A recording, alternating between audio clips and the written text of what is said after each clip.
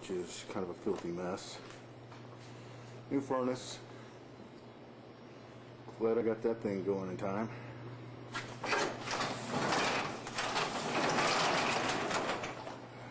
And that's just from what fell last night and this morning.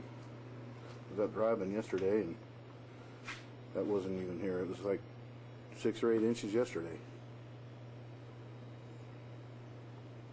Wow. A lot of snow.